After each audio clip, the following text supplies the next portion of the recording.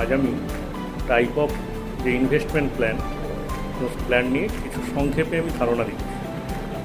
তো আমরা যারা সাধারণ মানুষ তারা ব্যাংকে টাকা জমা রাখি, ব্যাংকে যদি আমরা নর্মাল অ্যাকাউন্টে টাকা জমা রাখি সেক্ষেত্রেই 2 থেকে 3% মতো আমাদের ইয়ারলি সেটা আমরা পাই ইন্টারেস্টটা ব্যাংকিং তরফ থেকে।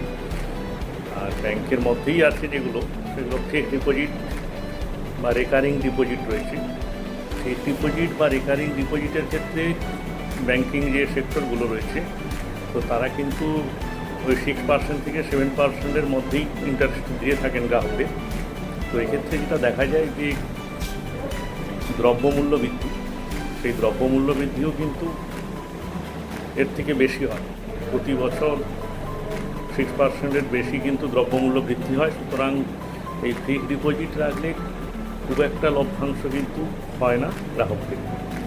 তো এছাড়া যে সমস্ত ইনভেস্টমেন্ট রয়েছে, অনেকে ইকুইটিতে ইনভেস্ট করেন। শেয়ার মার্কেট অত্যন্ত ঝুঁকিপূর্ণ এবং যথাযথ জ্ঞান অর্জন ছাড়া তাতে ইনভেস্টমেন্ট রীতিমতো ঝুঁকিপূর্ণ।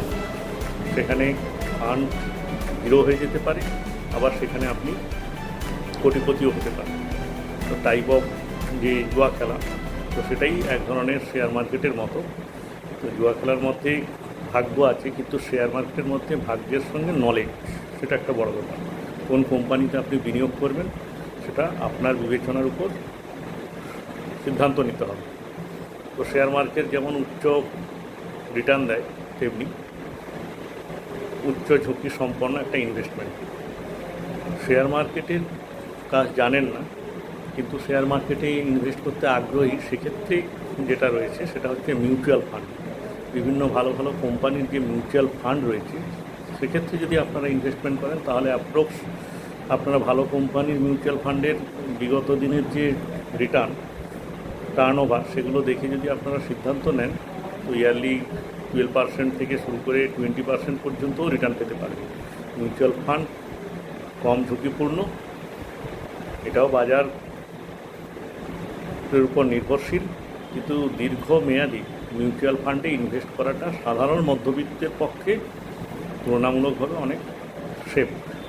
তো এই জিনিসটা অনেকেই জানেন না, সেটা জানালাম। আর যারা একদম ঝুঁকি নিতে চান না তাদের জন্য বিভিন্ন ইন্স্যুরেন্স কোম্পানি রয়েছে যারা গ্যারেন্টেড স্কিম দিচ্ছে, সেগুলো অত্যন্ত ভালো, খারাপ নয়।